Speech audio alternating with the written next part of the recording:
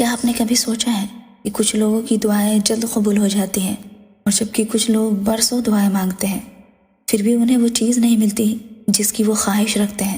کیا آپ جاننا چاہتے ہیں کہ اللہ کن لوگوں کی دعائیں جلد قبول کرتا ہے اور آپ اپنی دعا کو جلدی قبول کروانے کے لیے کیا کچھ کر سکتے ہیں؟ تھوڑا سا وقت نکال کر ہمارے ساتھ ویڈیو کے آخر تک جڑے رہیں۔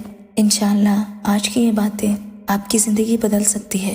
اللہ تعالیٰ نے خود قرآن کریم میں فرمایا وَقَالَ رَبُّكُمُ ادْعُونِي أَسْتَجِبْ لَكُمْ، اور تمہارے رب نے فرمایا کہ مجھ سے دعا کرو میں قبول کروں گا۔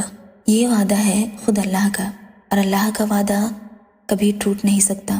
لیکن مسئلہ یہ ہے کہ دعا مانگنے کے ہمارے طریقے میں کچھ کمی رہ جاتی ہے یا ہم صبر نہیں کر پاتے۔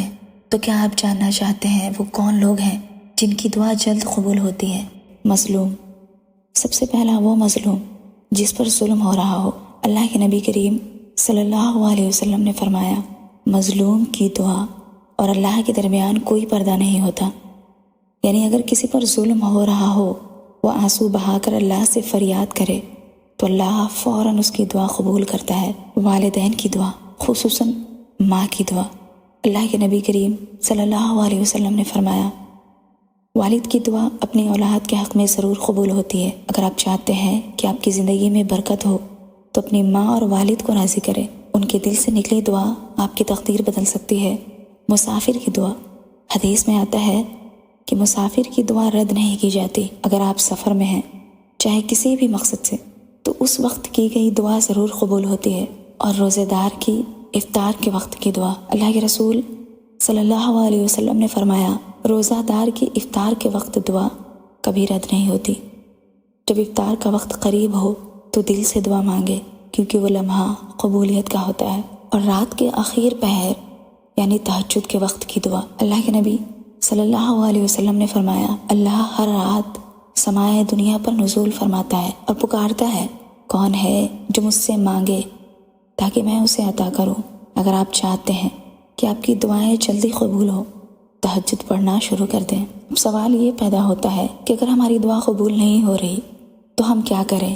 چند خاص اصول ہیں جو دعا کو جلدی قبول کرواتے ہیں۔ سب سے پہلے اپنے رزق کو حلال کرے، حلال کمائی کے ذریعے سے دعا مانگے۔ اللہ کے نبی نے فرمایا کہ جو شخص حرام کھاتا ہے اس کی دعا قبول نہیں ہوتی۔ دوسرا، پورے یقین کے ساتھ رب سے مانگے نا، وہ رب ضرور دے گا۔ دعا کرتے وقت یقین رکھو کہ اللہ قبول کرے گا۔ اگر آپ مانگتے وقت دل میں شک رکھیں گے تو دعا کیسے قبول ہوگی؟ اللہ کے رسول صلی اللہ علیہ وسلم نے فرمایا جب کوئی شخص دعا میں مجھ پر درود بھیجتا ہے تو اس کی دعا زمین و آسمان کے درمیان رکتی نہیں بلکہ فوراً قبول ہوتی ہے۔ دعا مانگتے وقت عاجزی اور رونے کے ساتھ دعا کریں۔ اللہ تعالیٰ فرماتا ہے اپنے رب کو عاجزی اور آہستگی سے پکارو۔ اگر ہم دل سے رو کر اللہ سے مانگے تو اللہ کو یہ بہت پسند آتا ہے۔ بار بار دعا کریں، ہمت نہ ہارے۔ اللہ کے نبی کریم صلی اللہ علیہ وسلم نے فرمایا جب تک بندہ جلدی نہ کرے اس کی دعا قبول ہوتی ہے۔ صحابہ اکرام نے پوچھا اللہ کے رسول جلدی کرنے کا کیا مطلب ہے؟ اللہ کے رسول صلی اللہ علیہ وسلم نے فرمایا جلدی کرنے کا مطلب یہ ہے کہ بندہ کہے میں نے بہت دعا کی لیکن قبول نہیں ہوئی، پھر وہ دعا ہی کرنا چھوڑ دیں۔